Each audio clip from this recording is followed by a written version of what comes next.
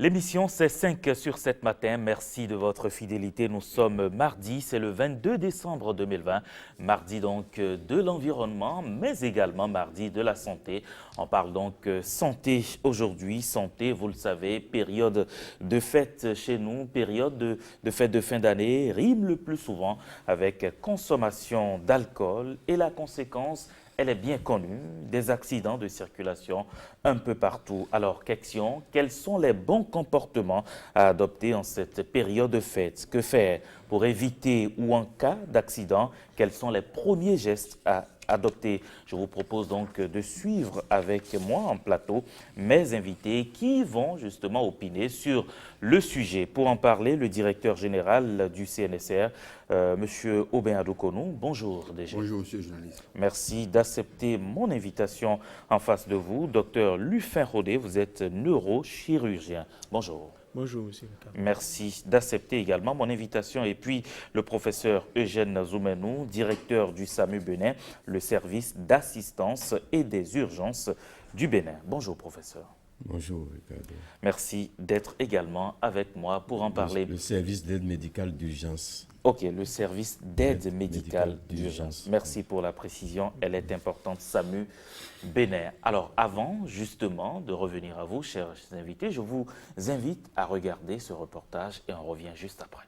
Traumatisme crânien, traumatisme du bassin ou encore de l'abdomen, les dégâts corporels enregistrés du fait des accidents de la route sont énormes.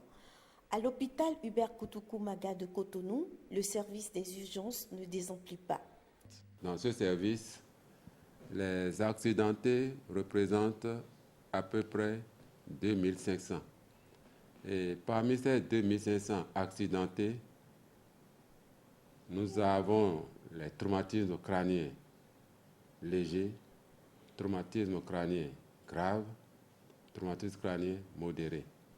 Nous avons également des traumatisés de l'abdomen, des traumatisés du bassin, nous avons des traumatisés thoraciques. Ils sont nombreux les Béninois qui trouvent la mort au détour de ces accidents de la route.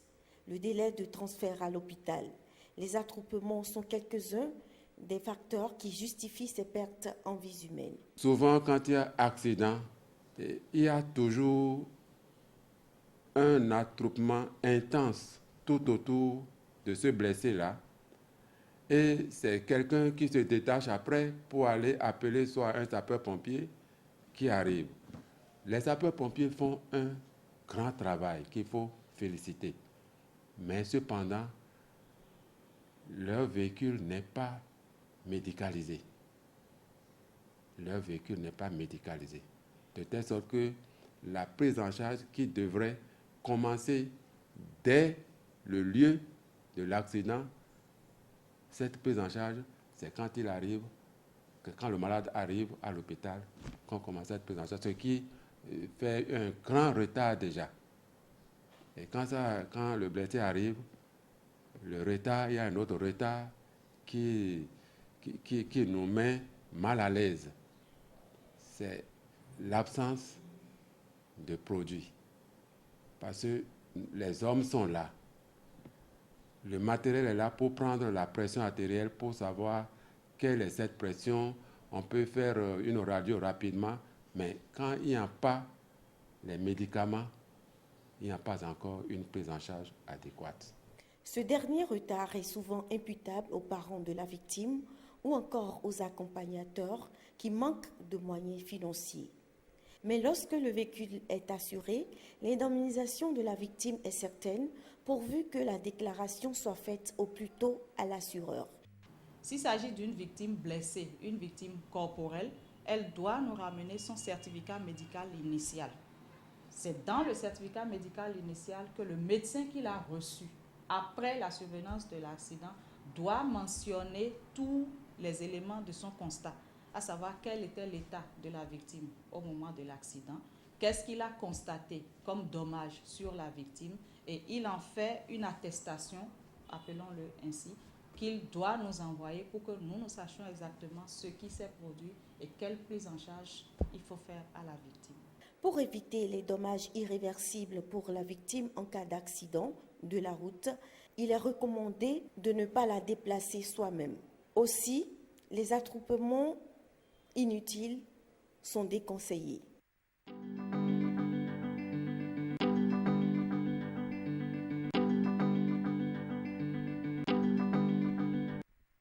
Des comportements à adopter, sur lesquels nous allons d'ailleurs revenir dans un instant avec mes deux docteurs qui sont avec moi, médecins qui sont avec moi en plateau.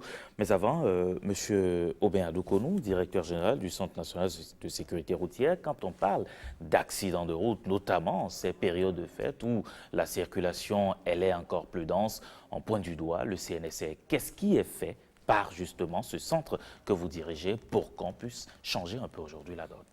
Merci, monsieur le journaliste. Je voudrais d'abord remercier votre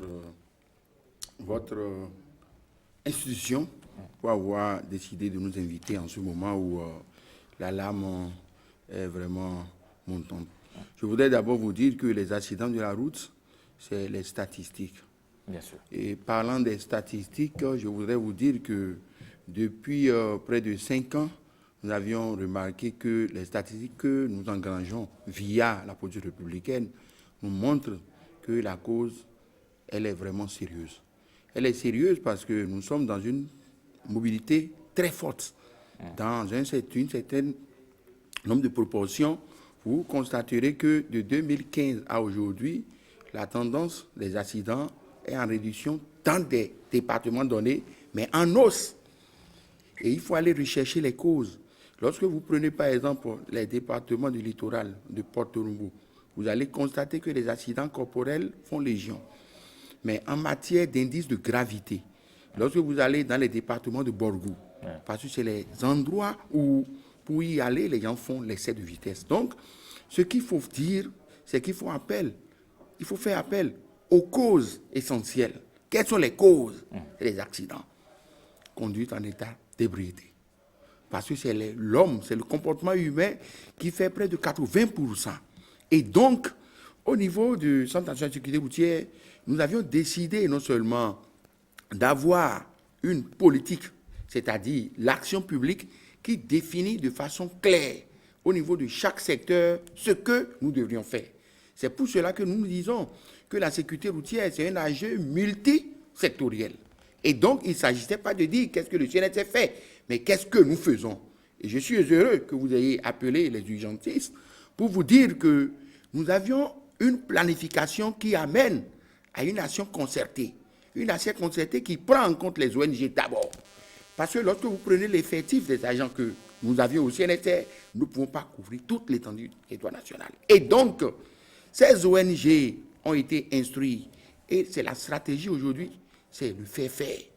Nous avions envoyé au niveau de nos départements ces travailleurs qu'ils aillent renforcer la capacité des communes. Et aujourd'hui, sur toute l'étendue du territoire national, vous allez voir que des actions de renforcement de capacité se déroulent. Au niveau des gares routières, nous avions mis en branle l'ensemble des responsables syndicaux qui nous aident à porter ces messages-là. Et récemment, avec la Soubibra, si vous suivez très bien, nous sommes en train de poser beaucoup d'actions. Mais la nouveauté, c'est qu'après que nous ayons retracé le document de politique, nous avions compris qu'il faut faire vraiment grand pas au faire. C'est pour cela que aujourd'hui, nous aurions à disposer non seulement des aides à la traversée dans des endroits où la problématique de feu tricolore est encore de mise. N'oubliez pas qu'avec les aménagements actuels, nous avions beaucoup de difficultés. Parce que les travaux d'asphaltage étant pratiquement à la fin, les panneaux de signalisation n'ayant pas été posés pour la plupart, nous avions remarqué qu'il faut prendre d'assaut ces zones stratégiques et un travail est en train d'être fait. Je voudrais vous dire que quand bien même nous pouvons dire aujourd'hui, et je peux prendre à témoin les docteurs que vous aviez, la tendance est baissière, mais nous ne sommes pas encore satisfaits. Parce que la décennie d'action que nous avions renouvelée pour le compte de 2020-2030 reconduit l'objectif de réduction de 50%. Et donc, il faut des actions phares, des actions ciblées.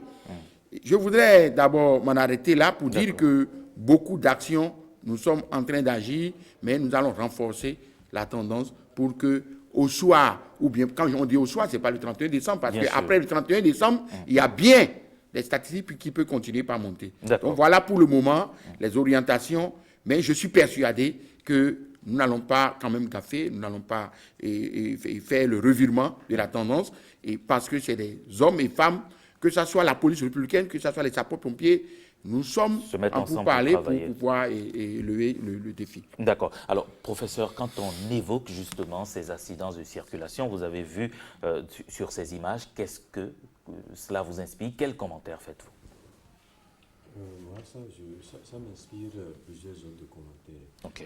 Le premier commentaire, c'est le commentaire du citoyen d'abord, qui voit comment nous circulons et comment nous faisons du zèle dans la circulation avec les motos Les et slaloms. les slaloms sans casque. Comment nous aimons rouler à contresens. Comment nous aimons aller en sens interdit. Moi, je voudrais insister sur ces deux aspects d'abord en tant que citoyen.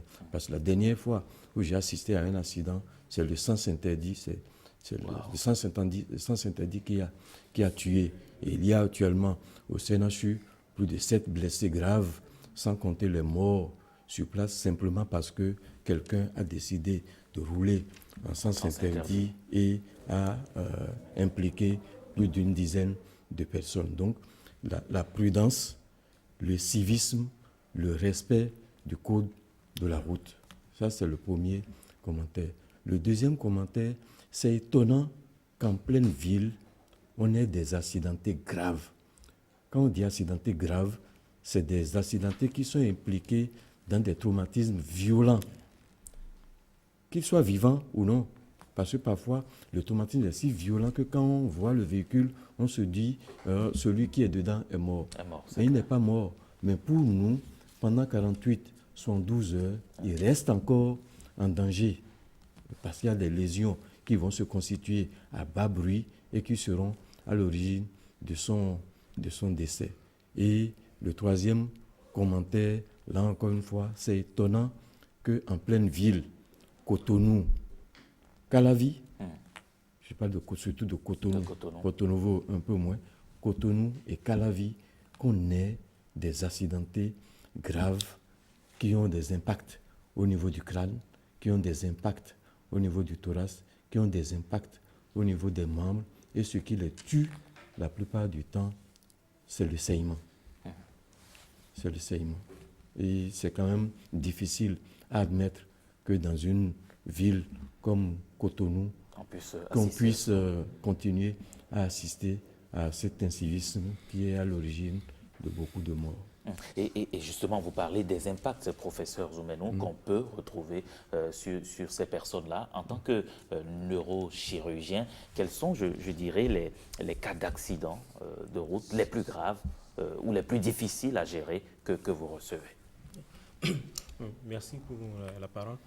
Et les cas les plus graves, enfin les plus fréquents, c'est le traumatisme crânien. Traumatisme crânien.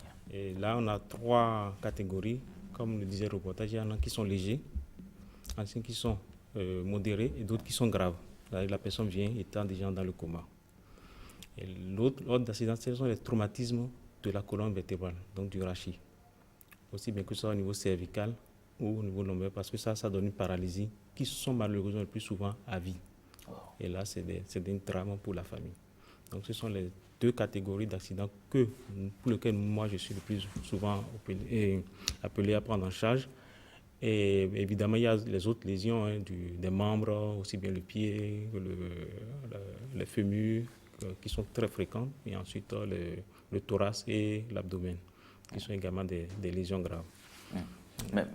Oui, professeur. Oui, pour aller dans le sens, vous savez, lui, il est neurochirurgien et il a en charge la partie la plus délicate. Si on devait aller en ordre de gravité, le crâne est plus grave que le rachis. Le rachis est plus grave que le thorax. Le thorax, c'est plus grave que l'abdomen. L'abdomen est plus grave que le bassin. Et puis, les meilleurs, entre guillemets, traumatismes qu'on puisse avoir, c'est les membres. Si on s'est cassé une jambe, si on s'est cassé un fémur. Mais il faut savoir que entre quelqu'un qui s'est cassé les os de la jambe et quelqu'un qui s'est cassé le fémur, ce n'est pas du tout la même chose. Parce qu'un adulte qui se casse le fémur, il peut saigner jusqu'à 2 litres dans sa cuisse. Wow. Et c'est ça qui va le tuer, si on ne le prend pas en charge rapidement. Vous parlez de prise en charge. En cas d'accident de route, quels sont les premiers gestes à observer, surtout par l'entourage? C'est une question très difficile. C'est une question très difficile parce que quand il y a un accidenté de la voie publique, parce qu'avant que le SAMU ou bien les oui, sapeurs-pompiers ne viennent, ça prend du temps. Ça prend du temps, mais il faut de la patience. Et là, on laisse l'accidenté souffrir. Oui, il vaut mieux le laisser parfois souffrir si on ne sait pas quoi faire. C'est une situation très complexe.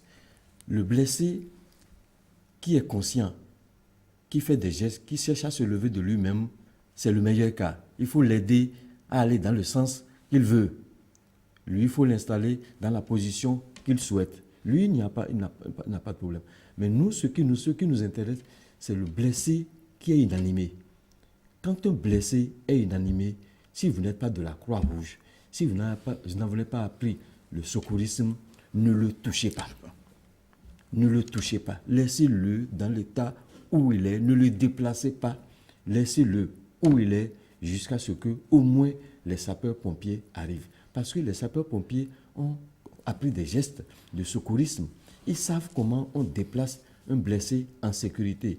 Ils savent comment on déplace un blessé tout en lui permettant de continuer à respirer sans aggraver des lésions de sa colonne vertébrale. Et il vous a dit, il y a des blessés qui ont les lésions stables de la colonne vertébrale. Si on les avait laissés même 2 heures, ils resteraient vivants. Mais comme on veut les sauver plus vite, on les déplace, on les met à Zémidjan, on les met dans des taxis. Ça crée d'autres problèmes. Et là, les lésions qui étaient stables se déplacent et la moelle épinière est comprimée. Or, si la moelle épinière est comprimée, si lui, il n'arrive pas à les opérer dans les 6 heures, les lésions sont définitives. Wow. Or, la plupart du temps, ce qu'on constate au Bénin, on les opère le lendemain, on les opère 2 jours après, parce que pour rassembler tous les moyens pour les opérer, il est tard. C'est pour ça que vous disiez, il parlait tout à l'heure de la prise en charge qui dépend des parents dans le reportage. La prise en charge d'un patient traumatisé ne peut pas dépendre des parents. Personne parmi nous ne se déplace ni avec sa pièce d'identité dans la poche, ni avec 50 000 francs dans la poche. Absolument. Alors que ce dont on est en train de parler, très rapidement, on vous fait des ordonnances qui dépassent les 150 000 à prendre en urgence. Et dans ces conditions, c'est difficile. C'est difficile. Il faut que les hôpitaux, il faut que les services d'urgence aient les moyens de prendre en charge tout blessé qui arrive au moins pendant la première journée. Et est-ce que le CNSR se mobilise pour ça? Je voudrais d'abord, parce que lorsqu'on voit un peu l'analyse, il faut rechercher les causes. Je crois que le docteur l'a dit tout à l'heure. Il y a 2 principales causes aujourd'hui. La téléphonie au volant, l'excès de vitesse. C'est les 2 principales causes. Et dans les villes qui ont acquis un niveau de développement évolué, les indices liés à la téléphonie sont très forts. Vous allez voir des gens, pour traverser la route, ils ont leur téléphone. Ils ne sont pas regardants. Ils ne sont pas dans les prescriptions du code de la route. Comment est-ce qu'il faut traverser la route? Quand est-ce qu'il faut... Et là, quand vous allez au niveau des élèves, des collèges, vous allez remarquer qu'il y a beaucoup de victimes d'accidents. Et donc, le Centre national de sécurité routière actionne souvent cette sensibilisation, si vous suivez très bien autour de ces 2 pratiques.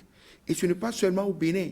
C'est lorsque nous sommes allés pour faire le point au niveau de l'Union africaine et que nous avions décidé de mettre un peu comme enjeu ces 2 enjeux. Et donc, pour la semaine nationale de la sécurité routière que nous avions organisée, ça fait partie des thématiques sur lesquelles nous communiquons.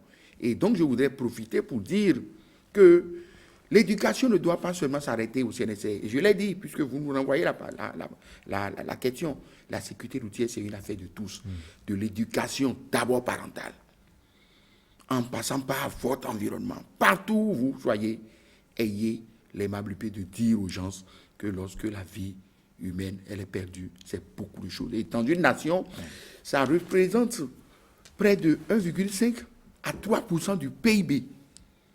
C'est pour cela que nous nous disons, on ne voit pas ce que requiert la sécurité routière dans un pays. Et c'est si ce n'est pas avec le gouvernement actuel que nous avions compris une prise en charge. Parce qu'aujourd'hui, le Bénin dispose de quoi? On a ratifié la Charte africaine pour la sécurité routière. Le Bénin aujourd'hui, nous sommes partis aux accords, la convention de Vienne sur la circulation routière. C'est des indices forts sur lesquels aujourd'hui nous avions déjà le sous-bâtiment. Le reste, c'est qu'au niveau de la mairie, au niveau du CNSR, au niveau et des autres acteurs de la sécurité routière, que nous puissions comprendre que ensemble, nous pouvons faire beaucoup de choses. Je le dis parce que on a l'impression, les journalistes également ont l'impression que quand on dit sécurité routière, c'est le CNSR. Non, le CNSR est d'accord. C'est une affaire de tous. Merci bien. C'est une affaire de tous. Je voudrais inviter les gens à renforcer le dynamisme pour que nous puissions maintenir le cap. Le pas, c'est la tendance baissière et nous pensons quand même atteindre les objectifs qui nous sont assignés au niveau régional et au niveau international. C'est très important. Alors, docteur Rodé, vous qui êtes neurochirurgien, le professeur Zoumenou en parlait à l'instant, quand on voit un accidenté, il ne faut pas faire de gestes brusques, il faut laisser les sapeurs-pompiers ou le SAMU venir le chercher. Mais quand vous recevez les gens, le pronostic vital, vous l'exigez. Pourquoi? Bon, le pronostic vital dépend de plusieurs éléments. Il y a la lésion d'abord et maintenant le délai de prise en charge, ensuite la prise en charge proprement dite. Or, on pêche souvent au Bénin à cause du délai de prise en charge. En moyenne, un traumatisme crânien, le temps de l'amener à l'hôpital, le temps qu'on réunisse les moyens pour faire le scanner, ensuite le temps que les parents réunissent les moyens pour une intervention chirurgicale, c'est en moyenne de 5 jours. Nous sommes hors délai. La moyenne doit être autour de 24 heures. Alors, pour ça, il faudrait qu'on puisse avoir une politique, comme l'a dit le professeur tout à l'heure, que les urgences puissent prendre tout de suite en charge ces gens de patients. Et ça passe normalement par le fonds de garantie routière. Mais ce fonds, actuellement, n'est pas efficace. Il n'est pas efficace parce qu'il prend en charge quoi? Ceux qui sont assurés, et donc les véhicules. Les véhicules ne font que 10% en moyenne des accidentés qu'on reçoit. 70% des accidentés reçus, ce sont ceux qui sont à moto. Les motos n'ont pas d'assurance, ils n'ont pas de plaque, ils n'ont rien. Eux, ils achètent leur moto, ils circulent, point barre. Et je pense que c'est sur ça qu'on doit revenir plus fortement. Au moins le code de la route pour pouvoir conduire une moto. Toutes les motos circulent à contresens au Bénin. Et c'est eux qui font la loi. C'est eux qui vont encore vous insulter, vous qui roulez normalement. Et donc, il faudrait au moins que les motos soient formalisées, donc une plaque, et avoir une assurance. Ce n'est que lorsque plus de 90% de ceux qui circulent auront une assurance qu'on peut mettre en place un fonds de garantie routière qui est efficace parce que le fonds de garantie peut préfinancer en sachant qu'il pourra retourner vers l'assureur pour pouvoir se pérenniser. Parce que ça, on ne peut pas, l'État ne peut pas mettre de fonds pour tous les accidentés, c'est impossible. C'est vrai. Il n'y a que ceux qui circulent qui doivent financer les accidentés. Donc quand j'achète une moto, j'ai une responsabilité vis-à-vis de la nation, responsabilité vis-à-vis de mes concitoyens. Donc, je dois m'assurer, je dois pouvoir, si jamais je fais un dommage, permettre à l'État de prendre en charge celui-ci. Or, nous, on se dit non, on a tous les droits, mais on n'a aucun devoir. Alors, on a encore quelques petites minutes avant de finir ce plateau. Professeur Zoumenou, il y a deux choses que je voudrais, deux choses sur lesquelles je voudrais que vous reveniez. D'abord, quels sont les gestes à bannir, en fait, quand on voit un accidenté? Qu'est-ce qu'il ne faut pas faire? La première chose, c'est les attroupements inutiles. La deuxième chose, on en a parlé tout à l'heure, si le blessé ne se relève pas tout seul et qu'on puisse l'aider dans ses mouvements, tant qu'il est inanimé, ne le déplacez pas. Si vous n'êtes pas secouriste, si vous ne savez pas comment on déplace un blessé en bloc, si vous ne savez pas comment on déplace un blessé tout en lui permettant de continuer à respirer, appeler les secours le plus rapidement possible. Et ces secours, c'est les sapeurs-pompiers, mais c'est aussi le SAMU. Et plus le blessé est grave, plus c'est important d'appeler le SAMU. Quand le blessé est inanimé, et surtout si vous ne savez même pas, s'il ne respire pas, le mieux, c'est d'appeler le SAMU. Mais justement, quand vous parlez du SAMU, le SAMU, c'est payant. Pour l'instant, le SAMU reste encore payant. Justement, tout le monde n'a pas les moyens. Non, il y a des réformes en cours qui vont faire en sorte que le SAMU, à l'appel du SAMU, va devenir gratuit. Hein, c'est possible. Mais en attendant, vous appelez les sapeurs-pompiers, mais pour une vie humaine, vous êtes capable de joindre quand même le SAMU. Ce n'est pas tous ceux qui sont autour d'un blessé qui manquent de moyens. Et en dépensant 100 francs, 200 francs, vous pouvez sauver peut-être une vie humaine. Dans tous les cas, il faut appeler les personnes habilitées à prendre en charge. Et c'est la prise en charge pré-hospitalière. Et là aussi, c'est important de dire qu'il y a des réformes en cours maintenant pour réorganiser cette prise en charge pré-hospitalière. Et ces réformes vont faire en sorte que ça va être plus facile pour la population de faire appel aux sapeurs-pompiers et au SAMU. Mais c'est important de savoir, si je ne sais pas, si je n'ai pas appris les gestes de premier secours, je ne touche pas un traumatisé. C'est facile quand c'est un blessé qui n'est pas dans le cadre d'un traumatisme, quelqu'un qui est tombé à côté de vous, vous pouvez l'aider. Mais si c'est un accidenté grave, attention, si vous ne savez pas faire, laissez-le dans l'état où il est et appelez les secours. On a encore 60 secondes, le temps pour moi de faire un dernier tour. On est à l'approche des fêtes. Docteur Rodé, quels conseils vous avez à prodiguer aujourd'hui aux populations? Bon, le conseil, c'est toujours le respect du code de la route lorsqu'on circule. Et pour les motocyclistes, c'est le port du casque. Parce que je dois le dire, en 2014, quand le port du casque a été instauré, nous avons une baisse d'environ 50% des traumatismes crâniens. La tendance est un peu remontée encore ces derniers temps, mais le port du casque, même quand c'est un casque mal porté ou de mauvaise qualité, a quand même permis d'avoir un certain nombre de résultats. Donc j'encourage au port du casque, surtout pour les motocyclistes. Professeur Zoumanou. Civisme et respect du code de la route. J'ai parlé tout à l'heure de ne pas rouler à contresens et en sens interdit, ne pas faire du zèle dans la circulation. Mais il y a une petite chose qu'il faut dire à certaines familles. Il y a des gens, dès qu'ils achètent un véhicule, leur plaisir, c'est de mettre les enfants devant, sans ceinture. C'est grave. C'est grave. C'est grave. Aucun enfant n'a sa place à côté du chauffeur. Les enfants, c'est derrière, soit dans un siège, soit avec une ceinture. Le dernier cas que j'ai eu, qui est malheureux, c'est un enfant qui allait cogner la tête contre la boîte à gants. Et vous savez que les lésions au niveau du front, même quand l'enfant guérit, il est bête à jamais. Oh là là. Ça c'est grave. Ça, c'est grave.